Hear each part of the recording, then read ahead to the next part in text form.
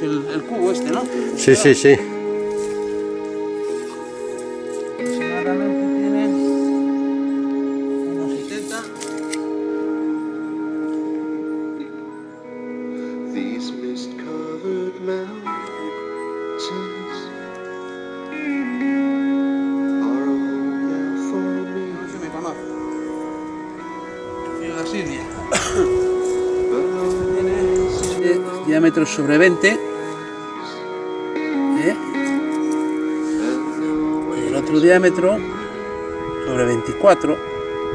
Bien. Es un poco elipse, parece. ¿Y el otro? Aquí tenemos desde el comienzo, el punto aquí, donde empieza la caída esta, sobre 40. Y aquí en este lado, pues sobre 14, depende. Sí, más o menos, no medio, por ejemplo. Sobre 14 centímetros. Vale.